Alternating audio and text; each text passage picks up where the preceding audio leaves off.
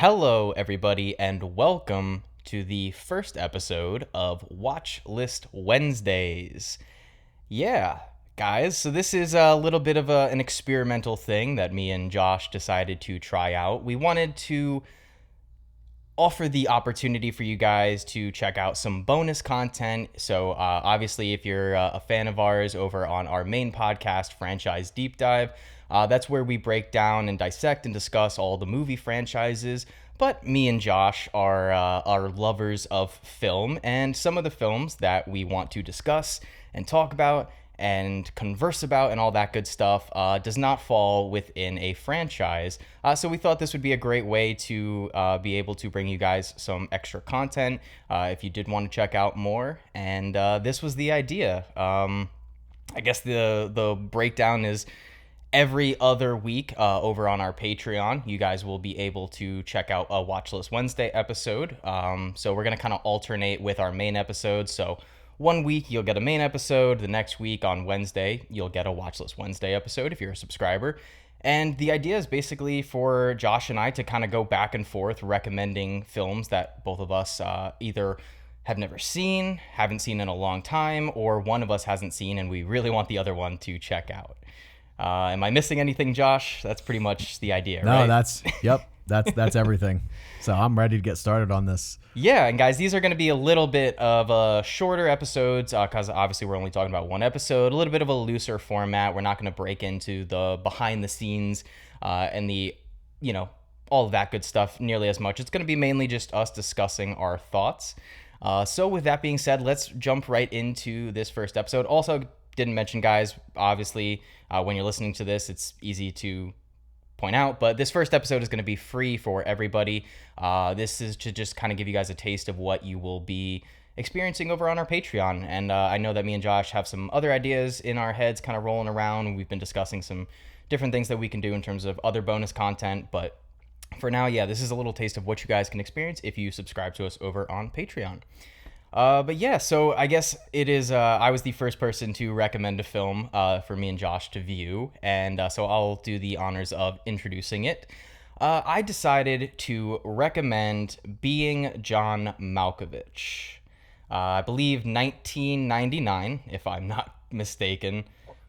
Probably should have had this pulled up, but I'm unprepared. Being John Malkovich, 1999, directed by Spike Jonze, who you may know from his other films like Adaptation and Her, which I know Josh is a big fan of Her, so... Love Her, it's one of my favorites. Yeah, and written, of course, by, I think, both of our favorite screenwriters, Charlie Kaufman. Well, at least he's still my favorite. I'm not sure if he's still yours. He's one of them. Yeah, he takes the cake for me. But yeah, I wanted to recommend this movie for a couple of different reasons. Obviously, I think it's a fantastic film, and we'll break into that a little bit more. But I know that Josh is a pretty big Spike Jonze fan. Like I said, he loves Her. I'm also a pretty big fan of Her. And also just, again, he had, big fan of Charlie Kaufman, as he said. And if I'm correct, this was the only Charlie Kaufman film that you hadn't seen prior to this viewing? Yep, that's right. Cool. And I wanted to ask you, was there any, obviously, we're both prone to putting off movies that we should have seen years ago and the ever-growing watch list, but was there any reason that you hadn't seen this one despite having seen all the other ones? I really could not tell you because I have a pretty extensive movie collection, as you've seen, and yeah. I have owned this movie for at least a decade. At least. Wow. And I've just never watched it. I don't know why. I kind of forgot. I know I would always say that Charlie Kaufman was my favorite screenwriter. I actually don't. I have to look at a list because he probably still is my favorite.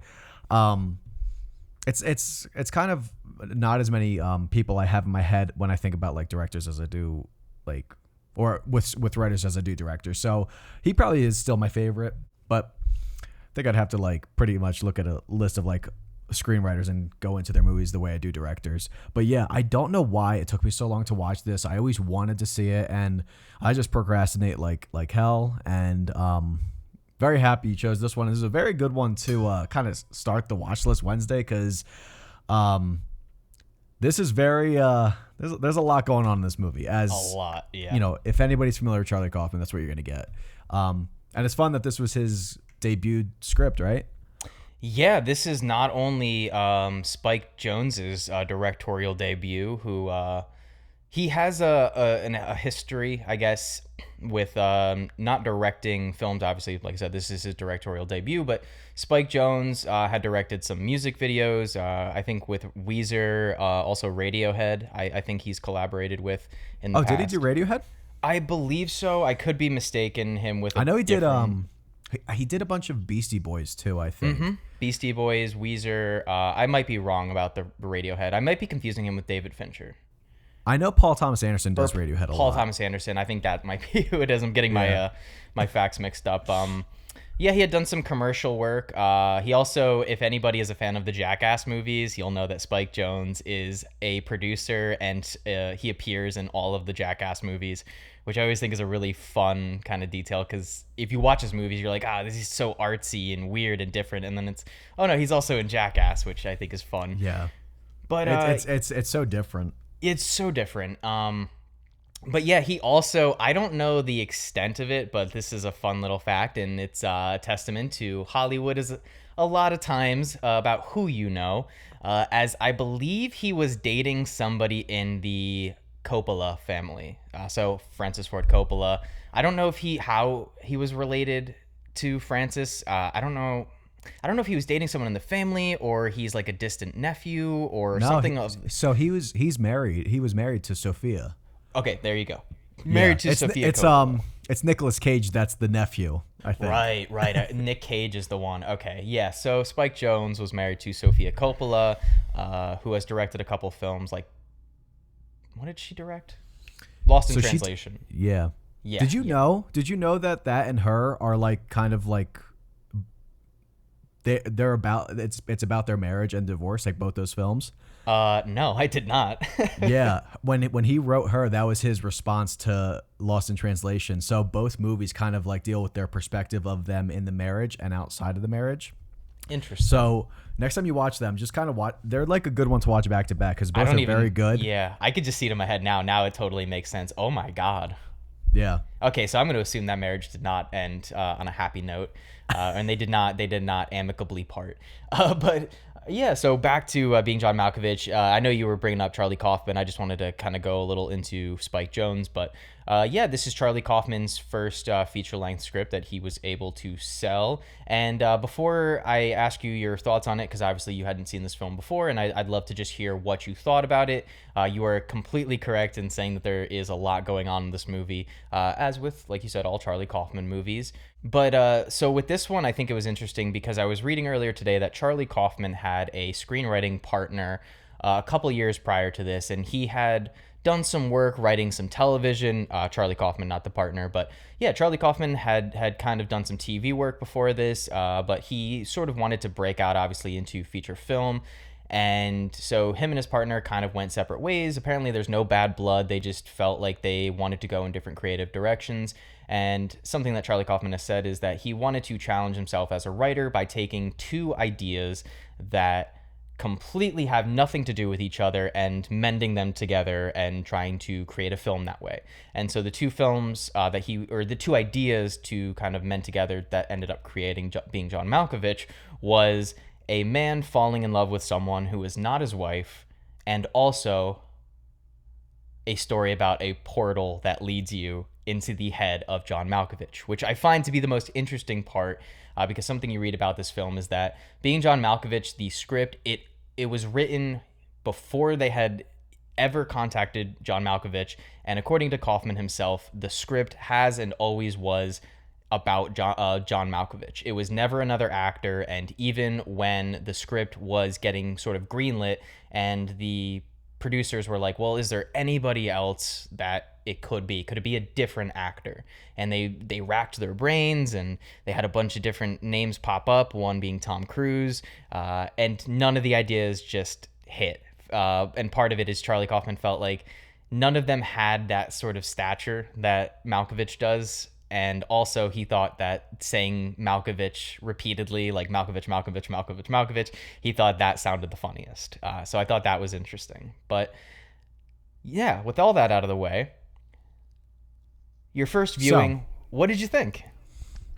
it was fucking wacky, but that's what you're gonna get with like every Charlie Kaufman movie, and it's Yeah. really hard to like wrap your head around because everything like yeah, you're gonna get like a very surreal kind of experience, but just with like how the characters kind of interact. First off, I love this film. I loved so many things about it. And like a lot of his movies, and even a little bit of Spike Jonze, but mostly Charlie Kaufman, your first watch, it's so much is thrown at you. It's kind of hard to really have an answer for it. Of like, what did I just watch? What does it mean? So it's fun to really dissect their scripts and movies. But that was the standout to me. Was this script was just so fresh and just very thorough and original. Which I mean, that's like the takeaway from this, from like everybody that watches this. And it's funny too. It's really funny. So funny. And I really like, I watched a bunch of videos on this and I watched some interviews with John Malkovich talking about it and Charlie. And I did read that he really only wanted John Malkovich. And I thought that was interesting because when I would read about this movie, I'd always just say to myself, why John Malkovich? I know he's a very like, he's a pretty like, he's a talented actor. He's very like, he's pretty regarded in his whole career, but he's not one of those actors where you hear and you're like, yeah, love him. Or unless you really like, deep dive into film, but like you ask like the casual audience, they're gonna be like, who? Yeah. So I thought it was interesting that they picked a guy like that because in this movie, everyone is obsessed with just becoming this guy, and half the people, or if not majority, don't even know who it is really.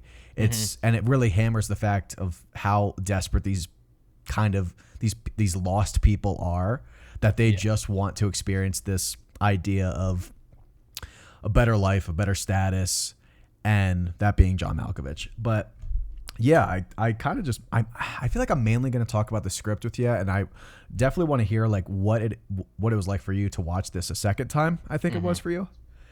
Yeah, I'd only seen this once before. When did you first see it? I think I saw it, I'd have to say sometime in college, because bringing things full circle, you were the first person to ever introduce me to a Charlie Kaufman film when you recommended me Eternal Sunshine when we were working at the movie theater together, and obviously just falling in love with that movie. And then I think you also recommended me Synecdoche, New York, which I watched that in high school, again, when we were working at the theater together, and I remember watching Synecdoche, New York, and it was I think the first time in my life that I felt depression. Sorry for that. I didn't mean. No. It's a great film. I just think at 16 or 17, watching that movie, I was just really took. Oh yeah. I don't know. It changes you in a weird, in like the least pretentious way. It really, like, watching that movie, it affects you deeply. And yeah, and then I think in college I was like, you know what? Why don't I just go back and check out Kaufman's earlier films? So I ended up watching Being John Malkovich and Adaptation, two films that I ended up just absolutely loving. And it was really great to return to this movie after not having seen it for a couple of years, because it's one that, again, with all of Charlie Kaufman's movies, like you said, you watch them and you're like, I need to see that again because there's just too much to unpack in that. And I think for years, I don't know if I underrated this movie, because my rating when I first watched it and my rating now pretty much stayed the same. I really, really enjoyed the movie. But what did change is just how much more I was able to take from it. And there's so much, again, that like you said, is going on in this film and in this script, that there was stuff that I had straight up forgotten. And I have like a pretty solid memory when it comes to especially watching films and TV, to where I remember a good amount of the details in it, but there was just things in this film that I straight up forgot happened. And again, guys, we probably didn't say it, but full spoilers for this movie. We're going to be talking about all the scenes, the ending, and everything like that. So if you haven't seen the film, go check out Being John Malkovich, and then obviously return to this episode to listen to what we have to say about it. But one of the core aspects that I had completely forgotten is that the boss character, whose name I'm forgetting, so I'm going to check my notes, What is the boss's name? Wait, are you talking about Maxine? No. Or Dr. Lester? Dr. Lester, thank you. Is that what it is? Yeah, I completely had forgotten that Dr. Lester is the old-timey fat guy from the introduction video at the beginning of the film when our main character, Craig Schwartz, gets the job at this company, and they're showing the introduction video, and they have to explain why, and we hadn't mentioned it yet, but they have to explain why the floor that these characters work on is only half a floor, which I've always just thought is like one of the funnest and most unique production design choices of any film that I've seen. And boy, do I feel for those actors having to bend over for hours upon hours while filming. Oh my God. I was watching a little bit of a behind the scenes video, and it's just like hearing them say like 13 hours of just like bending over. I'm like, dude, oh my God, that's crazy. Yeah. And, I guess let's just really kind of unpack it and break into it. As we said, the movie is essentially the two ideas that Charlie had. You have a character, Craig Schwartz, who is a puppeteer. And might I add, my first note when rewatching the film was, making a movie about a puppeteer is already so wacky off the bat. I love it. And he's played by John Cusack, and he is married to a woman who works at an animal rescue shelter and often brings a lot of the animals to their apartment. Her name is Lottie, and she's played by Cameron Diaz. And then, of course, you have some other characters in the film, like Catherine Keener, who plays Maxine, the character that Craig, John Cusack's character, ends up falling in love with. And also maybe one of the meanest characters and most psychotic characters I've seen. Dude, yeah, off the walls, insane. And yeah. And so Craig is a puppeteer, but he's unemployed. His wife, Lottie, says, hey, maybe you should get a job. So he applies and gets this job at this company where they work on half a floor. And you get a really kind of quick but strange Octavia Spencer cameo where she is in everything. Dude, every movie she just randomly pops up, and it's insane. I think she's even in like Rob Zombie's Halloween 2 for like 3 minutes. It's but yeah, Craig works at this company, and then later on, while working there, he discovers that there is a hole, which ends up being a portal that takes you inside the mind of John Malkovich, the actor. So you have John Malkovich in the movie playing himself, John Malkovich. I'm sure a lot of the details were accentuated and kind of made a little bit more flamboyant and overly dramatic, but that's basically the gist of the plot. And one thing that I kind of noticed this time around about this film is that, and I don't know if this is really a negative, I think the way the movie ends is one of my few negatives in this movie. And it's because some characters get a happy ending in this, whereas all of the characters in this film are kind of terrible people. And not to say that you can't make a film where terrible people succeed, but by the end of the film, you're like, man, I kind of wanted to see everybody get punished because everybody is kind of a shitbag in this movie. Would you say Cameron Diaz is? I know she has that Yes. like moment where she. Okay. I mean, yes, like she does like some pretty bad things when she finally has that epiphany, and she also longs for Maxine. But I don't know. It's easier to sympathize with her because you already see that Craig Schwartz, who John Cusack plays, he's already kind of like shitty, and you kind of like almost want that. Yeah, he is, but also like if you had a wife and she was constantly bringing a monkey into bed with you guys, not sexually, but just to sleep with you, I'd probably start to get distant too. But yeah, one thing I wanted to kind of talk about in this movie is I love how each character in the film has a different reaction and ultimately finds a different meaning and or purpose for going inside the mind of John Malkovich. You have Craig, again, John Cusack's character, who when he first discovers it, he has like this big philosophical breakdown of it and tries to understand the meaning of it and how big and massive this discovery is. And then you have a character like Maxine, who I also wanted to mention, because earlier you said that a lot of the characters don't know who John Malkovich is, and when Craig Yeah. presents this discovery to her for the first time, she says, "Who the fuck is John Malkovich?" Yeah. And Yep. but she does not give a shit. She really doesn't give a shit about what this portal is. She just wants to know what she can get out of it and how quickly can we make a profit off of this. She immediately, before she even sees it, she never goes inside the mind of John, which I think is an interesting detail. She immediately wants to market it and make money off of it. And then you have Cameron Diaz's character, Lottie, who, in a very interesting, very ahead of the curve kind of way, sort of discovers that she's trans Yeah. by going inside of the mind. And I thought that was just a very interesting way to have this one idea be experienced and not discovered, kind of broken down, but in different ways.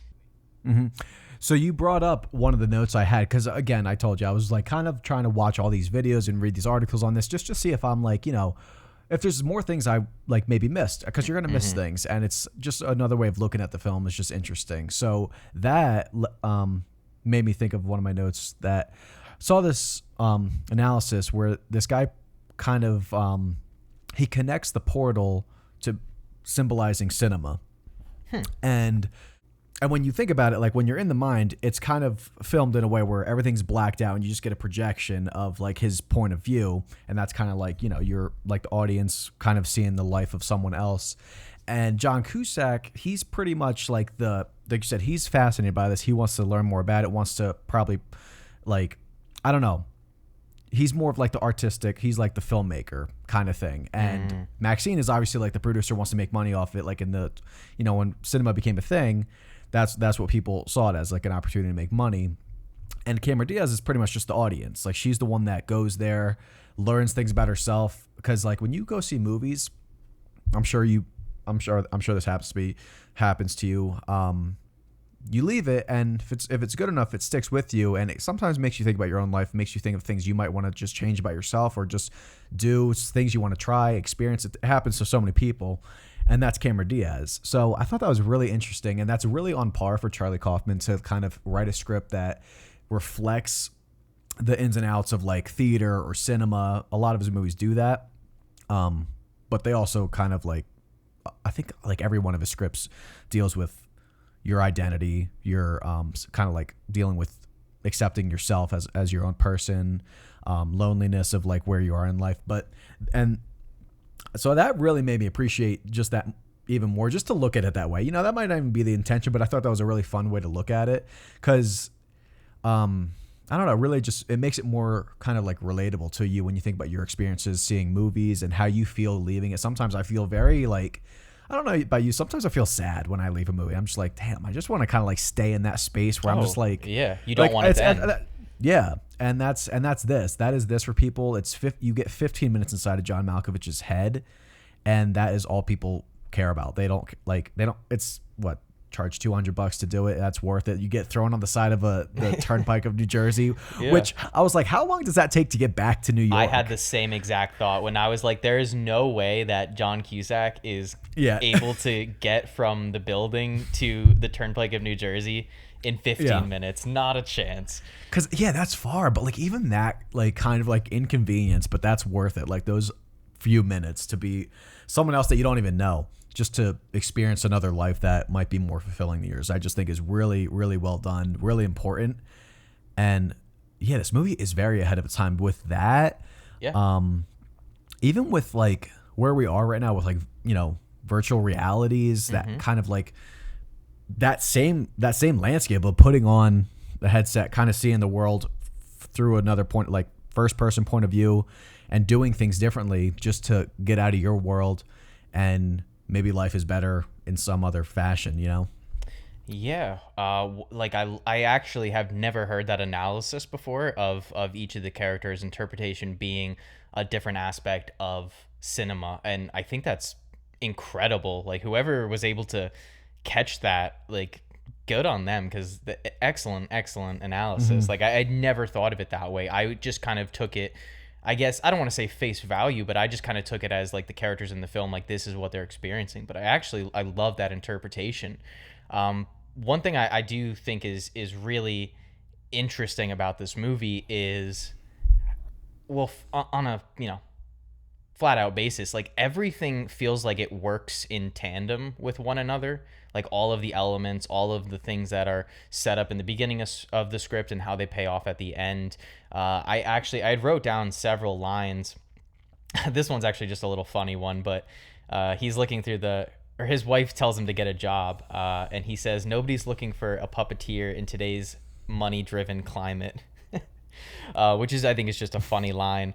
But one line that I thought was actually pretty prominent, and again, I had completely forgotten the end of the film and how it ended because it had been just a couple years since I had seen it. But again, there's just so much in the movie to unpack and remember, and it's not even that long. I think it's well under 2 hours. I think it's like an hour 48, something like that. Yeah, something like that. With credits, so it's very brisk. But again, just packed with information and subtext. But one of the first things that you hear, and this is a Charlie Kaufman trademark, is pretty much all of his main characters are extremely pathetic, self-loathing characters. Like, he very much specializes in those kind of characters, and that is very much on display in this film, with Craig Schwartz, who is one of the most pathetic, self-loathing characters I'd ever seen in a film. But one of the first things you hear him say is when he's talking to his wife's pet monkey, and he says, "Consciousness is a terrible curse."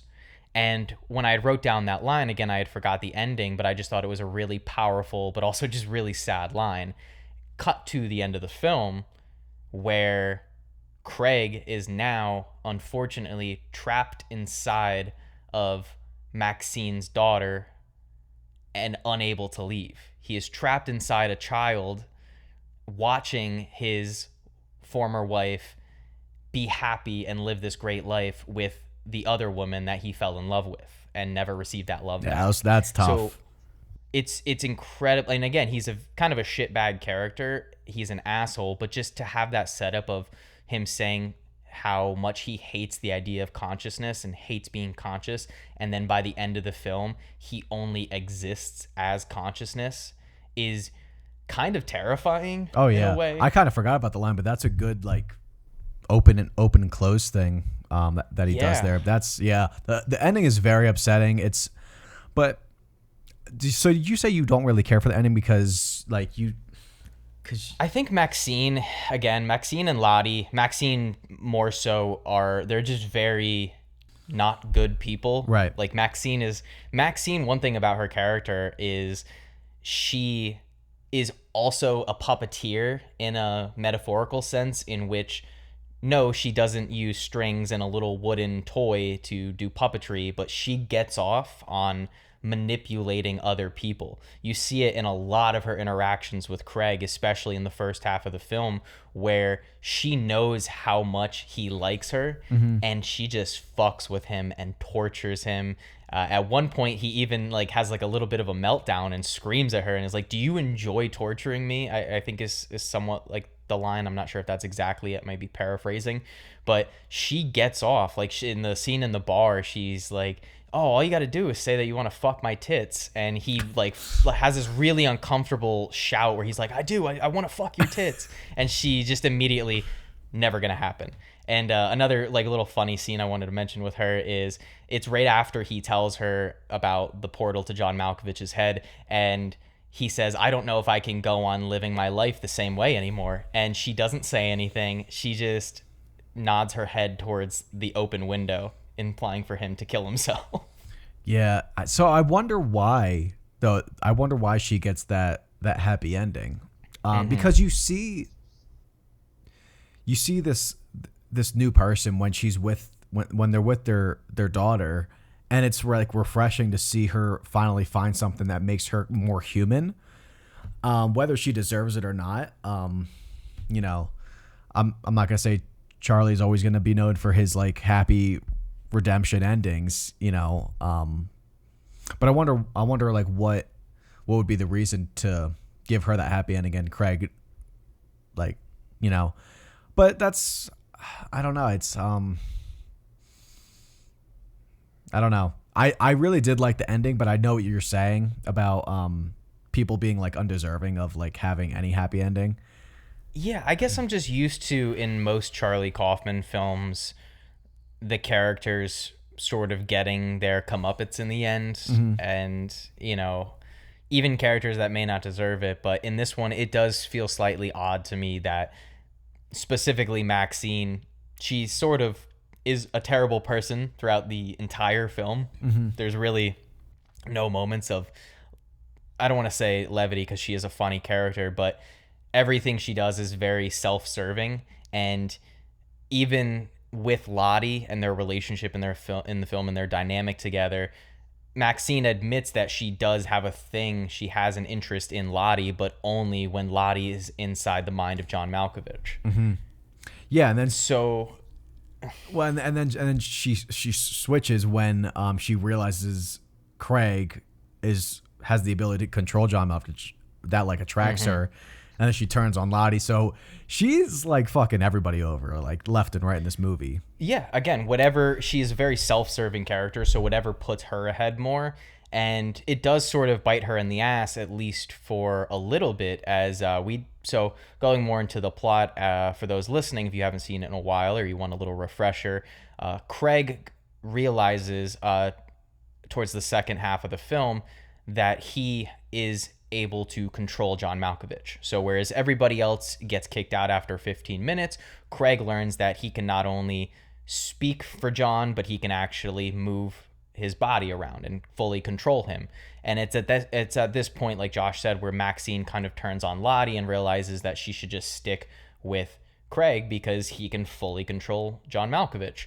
And they begin this relationship, and then this is where the film gets really weird. And I wanted to ask you, going into this movie, you obviously know John Malkovich is in it, and you probably had like a loose idea about what the plot was, but did you think that John Malkovich, like the actor, would be as integral and pivotal to the story? Because a lot of the second half of the film doesn't have John Cusack in it. It's just John Malkovich. I had no idea what to expect. I kind of refrained from reading too much about this. I've only ever seen like a very loose synopsis about them going into his head. I didn't know how much he was going to be in it. I remember seeing covers where you see a bunch of John Malkovich's, like the one scene, but it's only one scene like that where everybody has his face. I thought I was going to get more of that in the movie, but I was like, I don't know how it's going to fit in. So I didn't know. I was thrown off the entire time with what I was getting. Which bringing up that scene, great scene, by the way. That was that's just terrifying. Oh my God, yeah. So it's at the point in the film where John Malkovich discovers this portal inside his head and decides to go through the portal. And I just love his reaction. So, but when he goes in through the portal, he is at this restaurant and everybody is John Malkovich, the waiters, the other patrons, and everybody just says Malkovich. So you get this great scene where they just say Malkovich, Malkovich, Malkovich, Malkovich. It's honestly haunting, but kind of funny at the same time. So it's like a weird mix of emotions and stuff. But I do love after he gets thrown out onto the turnpike near New Jersey, and Craig has this moment where he's like, well, you can't take this away from me. Like, this is mine. I discovered it. This is my bread and butter. And John Malkovich just freaks out, and he's like, it's my head, Craig. My head. That scene has one of my favorite lines in the movie. When John Malkovich's delivery on this line is just perfect. When he what is it? He says, "The portal is mine and it must be sealed forever for the love of God." When he just puts that "for the love of God," he like does this brief pause. It is oh my God, it's so matter of fact, like this.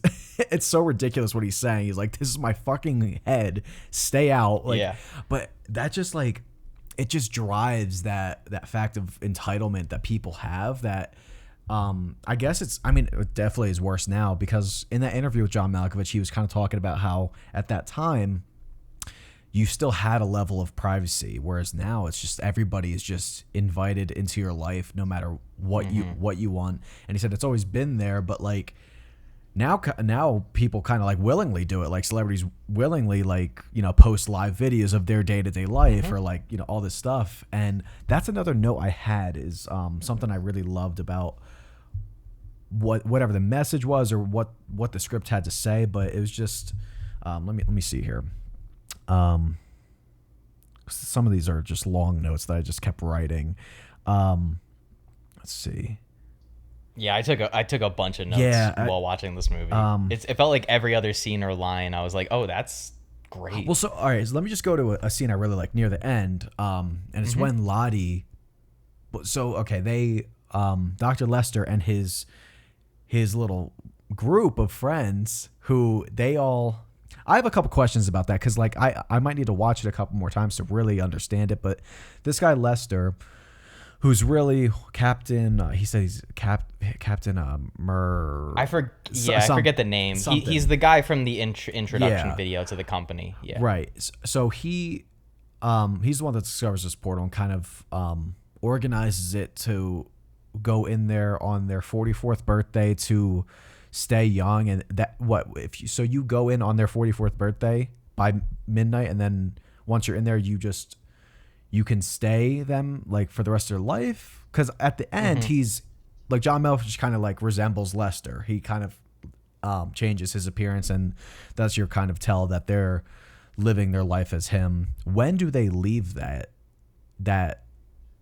body? You would have to find a new vessel once you're nearing. So would they have to wait? You find new vessels. So would they have to wait till the daughter is old enough? I guess till she's 44. Yeah. Okay, got it. So what happens if what happens if the person dies and they're in there? You know, I guess we don't get You're shit out of luck. Because I don't know. But anyway, they kidnap Maxine to try to get Craig out of there. And that was good too, because he was just like, they're like, we're gonna kill your wife if you don't get out of there, and he's like, but I can't. I'll just be Craig. I'll be a nobody. And the guy's like, we're gonna kill your fucking wife. Like, get out. And he's like, what are you not understanding? He just doesn't give a shit. Yeah. But then, there's really great chase scene with Lottie pulling the gun on Maxine, just saying if I can have you, no one can. And she's like shooting at her, and that's where they go into that portal while Craig is in there, but they warn them Craig is too powerful and you'll get pushed down into the subconscious. So they just, she has no choice but to go in there to get away from Lottie shooting at her, and they just go through these memories of John Malkovich, these like childhood traumatic memories. And that's what I really love, that whole sequence, because first off, how it was directed and like framed, like the transitioning to each memory is just really fun. Like she goes through a vent. What? Did you get flashes of Eternal Sunshine while watching that? Oh, I got a few flashes like throughout the movie with it. Like it's absolutely. But her going through the vent, the camera just like tilting down, like going through like a different like point of view. It was a lot of fun. But what I liked about it was, I took that as them just kind of humanizing John Malkovich, them going through these very normal experiences, very normal traumatic experiences that everybody goes, not everybody, but like people go through, and it just makes them like everybody else kind of thing. And I don't know, just kind of, I don't know if it's something the characters notice, but just like him getting bullied, there's a scene where he's like a little kid in the bedroom and his parents are having sex, I guess. Yeah. Just really like just disturbing stuff. And it just makes you sympathize with someone that has their own stuff that they deal with. These people that think their life is so bad and they just want anyone else's life because it can't get worse than this. But like you see, this is just a normal guy. Like he has money, he has status, but he's, his mind is very, very, synonymous with the everyday man, so I really just like that whole sequence, just kind of putting him on the same playing field as just like a normal guy. And props to John Malkovich as an actor for just agreeing to do this, because whether or not those memories were real or fictitious for the sake of this film, you're gonna have a subset of people who watch this movie and believe that all of the stuff pertaining to John Malkovich is true.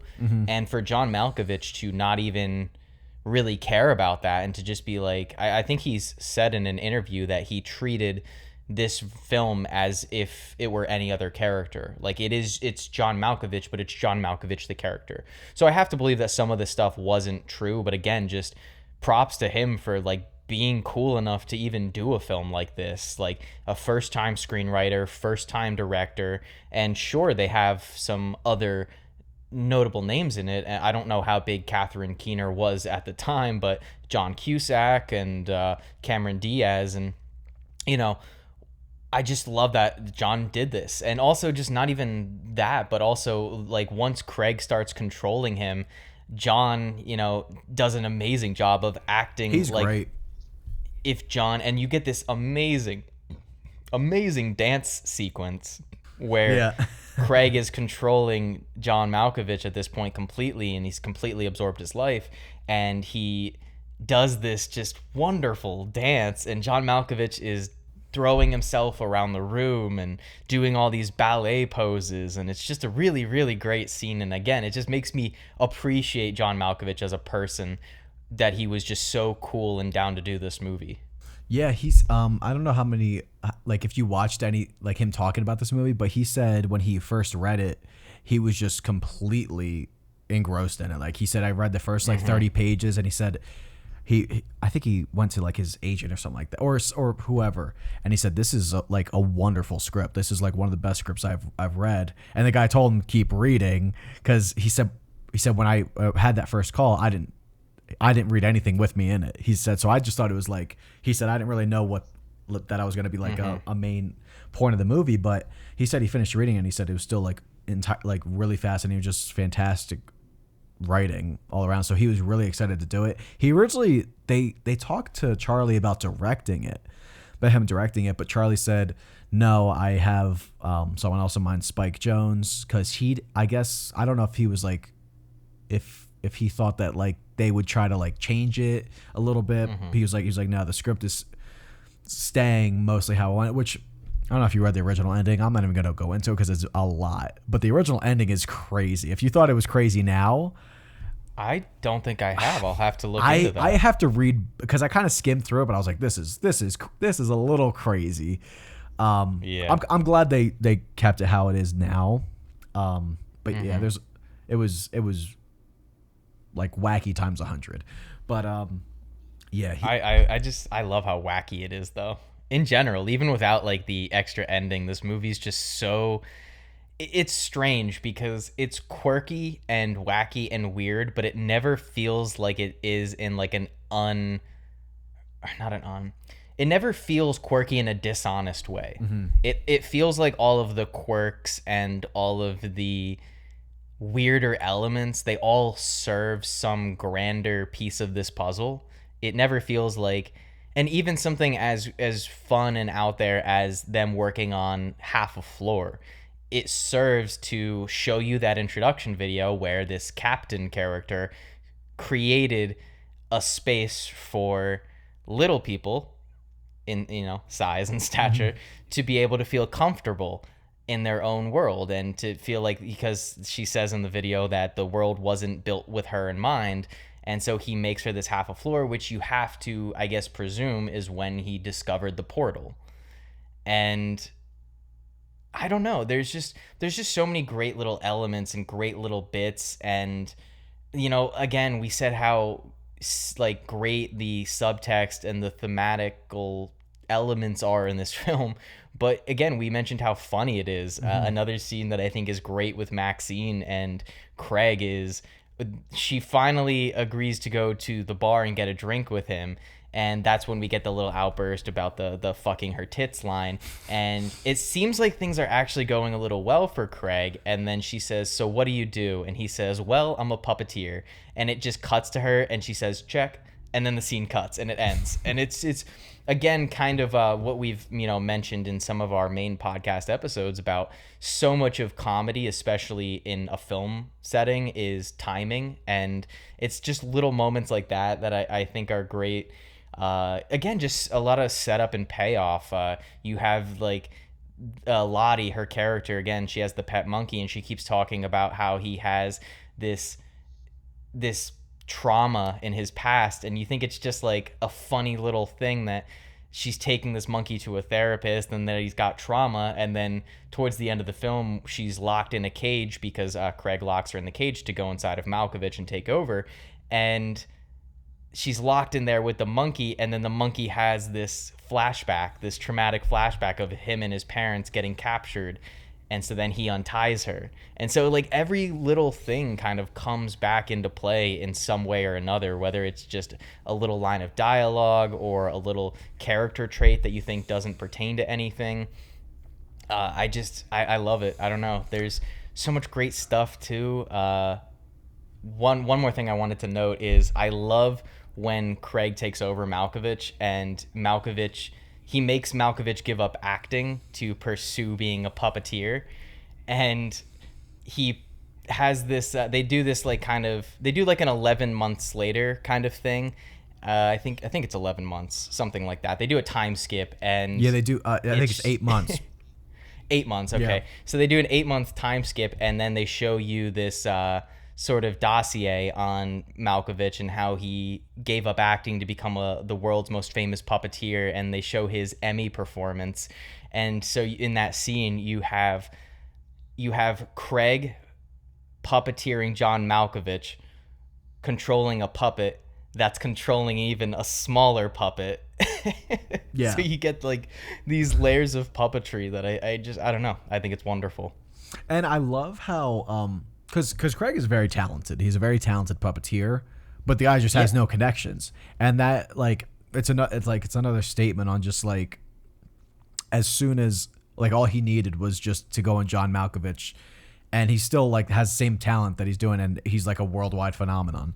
So it's just like just kind of like hammering that fact that, you know, the most talented people are just never going to get recognized, which is also just sad.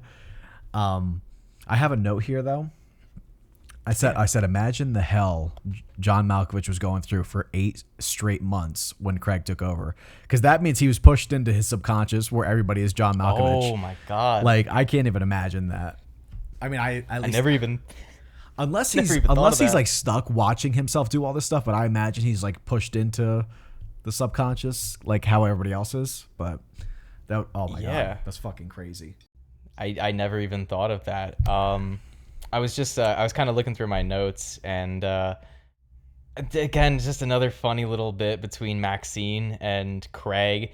He approaches her after work, and this is before he asks her to drinks, but he says, "Do you know I don't know your name or where you work?" And she goes, "Yeah." It's just, but not even just those two. There's just funny little gags, like the receptionist. The receptionist has like a hearing problem, which makes the boss, Dr. Lester, self-conscious and makes him believe that he has a speech impediment. So he speaks perfectly fine throughout the entire film, but every time he meets a new person, he tells them that he has a speech impediment, and he apologizes and he says, "I'm sorry if you can't understand me," even though and they do that gag a couple times, but it's always at the right time, and it never gets old. And he always like thanks them when they're like no, I can understand perfectly. He's like, oh, you're so kind, thank you. You don't have to lie to me though. Yeah, I think Craig says, "Sir, I can hear you fine," and he says, "Flattery will get you everywhere." I love little moments like that. I'm trying to look through my notes, but weird cameos in the film that oddly work really well. I believe David Fincher has a cameo at the party scene when Malkovich goes to the party. Yeah, David Fincher's in that scene. And obviously Charlie Sheen playing Charlie Sheen in this film. That's a funny scene when they're talking about the hot lesbian witches. Like that whole bit. And Charlie Sheen's like, he's like, I don't know, man, that sounds hot. Let me know when you're done with them. Out, you know. And he's just like, just that whole thing is. I forget, there was a line John Malkovich had in that, and I was trying to find the quotes, but I forget what he said. I'm still trying to find it, but it was just that whole bit was funny. Yeah, it's all around just like a very, very clever movie from so many different angles, whether it's the comedy, which is funny, the subtext, the themes, the metaphors. I love, again, I talked about it a little bit, but I love Cameron Diaz in the scene when she first comes out of being inside of Malkovich, and that's when she realizes that she might be trans, because she said it was the first time in her life that everything felt right. Everything, she felt like her for the first time. And I don't know, it's weirdly beautiful in a way. I'm trying to think of other movies that like tackled that, even briefly. Just that theme of like gender identity. Can you think of it? I can't. I'm sure. The only thing I can think of is the original script of the first Matrix movie, which they cut out. Yeah. Where one of the characters was supposed to have a different body outside the Matrix as they did inside of it. But no, and again, it doesn't feel, you know, it's interesting because nowadays, if that plot line was included in a film, you'd get a certain subset of people who would claim that it's woke and it's Yeah. just, you know, politically correct for the sake of being politically correct. But again, this is 1999. This is 25 years ago at this point, and it's handled with such nuance and subtlety that it never comes across as like, oh, they're just putting this in there for the sake of having that in. It really feels like it was just a part of the plot. And yeah, naturally, I think if people did have access to somebody else's brain, there would be a certain amount of people who would probably feel that this feels right. I don't know. But it's very interesting. I really liked the interview scene where I mean you just get another like heartless Maxine part, but like the guy, it's like their first customer, and he's like saying who he would like want to be, and they're like, well, no, you can only be John Malkovich. He's like, oh, all right, that was my second choice, and then he just like goes into like how sad his life, and she immediately cuts him off and says $200, and he's like, oh yeah, all right, here you go. And it's just really sad that like that's where you just get these all these like pathetic. They're supposed to be pathetic. I don't mean to like make that sound mean, but they're like supposed to be just like these very sad, lonely lives, and I don't know, it just really makes you sympathize with the overall story. Yeah. And part of the wackiness too, I wanted to say this, is just how committed everybody is, like how committed all these characters are to their world. Like when Octavia Spencer just grabs the crowbar that is just like stationed in the elevator, and she's like Yeah. I'll get it, and then you just see like the repeated prize from the door like already there. It's just, I don't know, it just makes it more wacky that everybody is just so normal, like, and kind of just accepted this world and doesn't question it. Yeah. It's a little detail, but it makes the world feel lived in, because Yeah. if you had just seen like an average elevator door that didn't have all those little markings from people repeatedly prying it open, you would just be like, wait a second, this is the first person that's ever getting a job there. So a lot of great attention to detail in that. I'm kind of at the end of my notes. A lot of it is just writing down little bits of dialogue that I thought were great, or marking down how cringy Craig is in this film, intentionally so. He's intentionally a pathetic, self-loathing character. But yeah, there was just so many little tidbits in this film that I think are wonderful. I really also appreciate too that John Cusack and Cameron Diaz are both very attractive people, obviously, especially in 1999, and I thought they did a really excellent job with costume design and makeup design in this movie to make both of them look just like regular non-Hollywood people.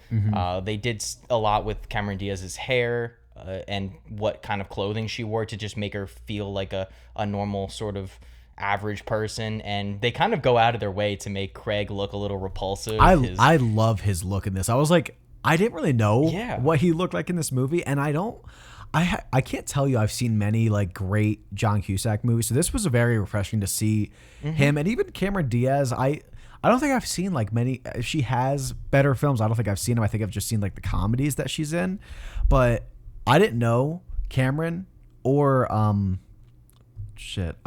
Catherine. Is it Catherine?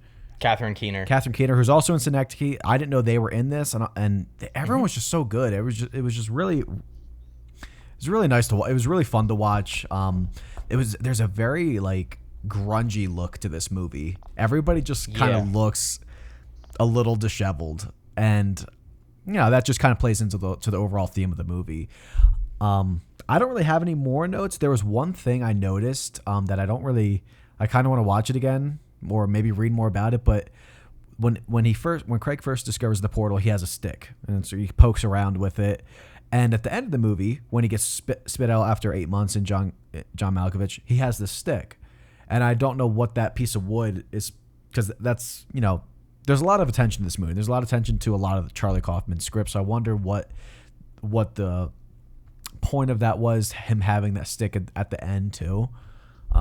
I don't know if you noticed that. That plank of wood. I didn't notice that. Yeah. So I wonder if it maybe ties into why he was. I mean, they mentioned how powerful he is, and he's obviously good at controlling Malkovich because he's a puppeteer in real life. But I wonder if the piece of wood, he was able to like hold himself in John Malkovich's mind. I don't know. I'll have to look into that. But that's a good catch. I didn't even notice that he had the stick at the end. At least I think he did. If I'm remembering correctly, I think he does. But I want to watch. I do want to watch this movie again though. But oh yeah, this is a film that I think just lends itself to repeat viewings, and I'm excited to rewatch it again in maybe a year or two, and just see what else I could take from it and enjoy the experience all over again. But I am also pretty much all out of my thoughts and notes. I didn't mention it, but I really liked the score in this film. I thought the music was really great. Me too. I tried looking for it on Apple Music. Not on there, so I'm pissed. Join Spotify, kid. Is it on there? Rest of us. Is it on there? Let me check. Yeah. Spotify pretty much has everything. I've seen some things on Apple Music that Spotify just don't have. Couldn't tell you what they are at this point, but it's happened. All right, I lied. The soundtrack is not on there. I don't know why. It was like when I had the menu on this, and I was like, "Oh, all right, a good piano piece. I'm into it." But yeah, it's a great composition. But yeah, I think that's really it for us. Unless you have anything else to say. No, that's. I mean, good conversation, because it's.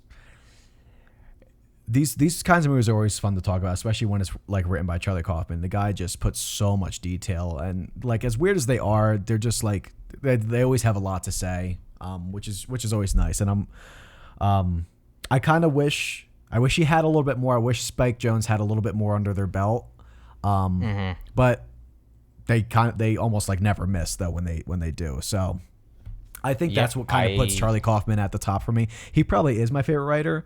I think it's just that resume. I just wish it was a little lengthier, because he's so good, but just like what? I think he has enough quality work. It's not like someone like an M. Night Shyamalan where they only have 2 or 3 good movies. I guess at this point he has like 6 or 7 movie scripts probably. Kaufman? Yeah. What do we got? Being John Malkovich, Adaptation, Synecdoche, Eternal Sunshine, Anomalisa, I'm Thinking of Ending Things. And I think he's working on something else, yeah. Oh, wait, you forgot Chaos Walking, the Tom Holland and Daisy Ridley movie. What?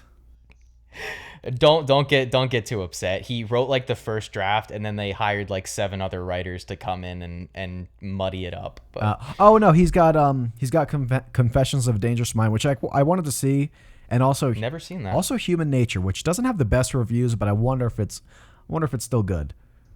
Yeah, but I'll have to check those out. I don't think I've seen either. Shall we? Well, first off, Josh, do you recommend our viewers watch this movie? I highly recommend it. And if you guys are interested in diving more into Charlie Kaufman, I haven't read it, but I've had the book for a couple years now. I think it's called The Philosophy of Charlie Kaufman. It's a very, very dense book. And it just goes into more of like, obviously looking into his work and like dissecting it more. I thought you were about to recommend Antkind, and I was like, I've heard that's not great. I'm still working on it. I'm on like page 300, and I gave a little bit of a break. Yeah, that one's.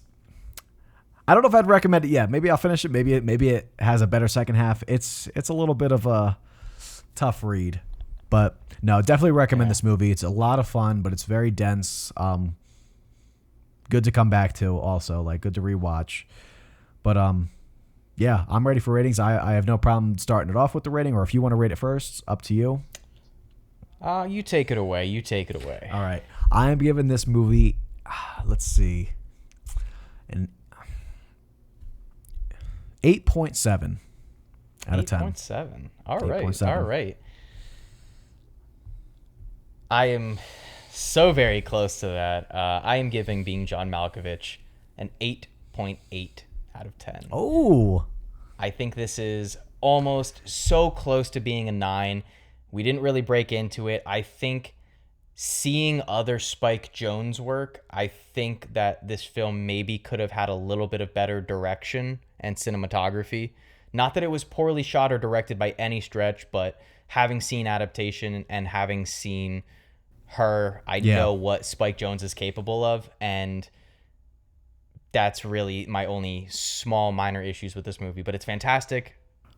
I was waiting for a lower rating. I swear, every time I see you give a 4-star in your letterbox, I always assume it's like just an 8. So I always the fact that I gave it 4.5, but mine's a little lower, just because my scale's more.